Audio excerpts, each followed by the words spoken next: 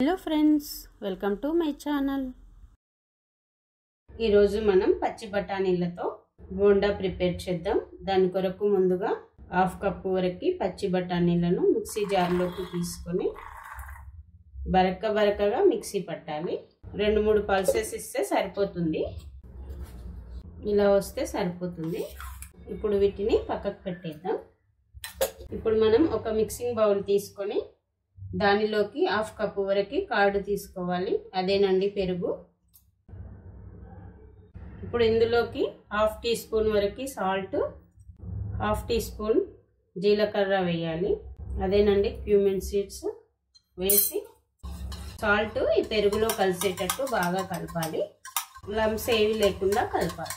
సాఫ్ట్గా అయ్యేది ఇలా కావాలి. ఇప్పుడు ఈ పెరుగులోకి 3/4 కప్పు మైదా తీసుకోవాలి. 1/4 కప్పు, అలాగే 1/2 కప్పు రైస్ ఫ్లవర్ తీసుకోవాలి. అదేనండి బియ్యం పిండి. 1 టేబుల్ స్పూన్ వరకు శనగపిండి తీసుకోవాలి. బేసన్ వేయడం వల్ల బోండాకి మంచి టేస్ట్ యాడ్ అవుతుంది. ఈ పిండి మొత్తం ఈ పెరుగులో కలిసేటట్టు ఒకసారి కలపాలి. ఇప్పుడు ఇందులో 1/2 టీ స్పూన్ వరకు బేకింగ్ సోడా వేయాలి. కొద్దిగా వాటర్ యాడ్ చేసుకొని ఈ పిండి మొత్తం కలిసేటట్టు కలపాలి. ఇప్పుడు ఇందులోకి మనం మిక్సీ పట్టి పెట్టిన గ్రీన్ పీస్ పేస్ట్ ఉంది కదా, ఇది వేయండి. అలాగే 2 ఇంచెస్ జింజర్ని ఈ విధంగా సన్నగా కట్ చేసి వేయాలి. 3 పచ్చిమిర్చి తీసుకొని ఈ విధంగా సన్నగా కట్ చేసి వేయాలి. గ్రీన్ చిల్లీస్, అలాగే కొద్దిగా కొత్తిమీర, ఒక ఆనియన్ ఈ విధంగా సన్నగా కట్ చేసి వేయాలి. ఇప్పుడు ఇవన్నీ కలిసేటట్టు ఒకసారి కలిపితే సరిపోతుంది.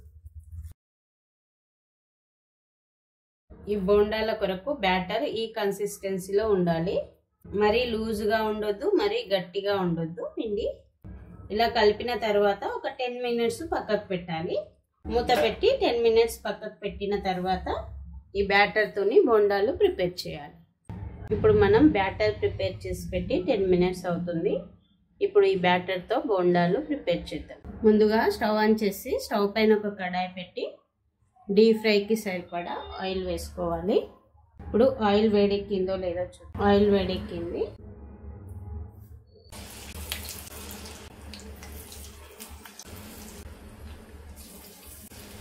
మనం బోండాలు వేసిన వెంటనే కలపకుండా కొద్దిగా ఒక 1 మినిట్ ఆగి కలపాలి.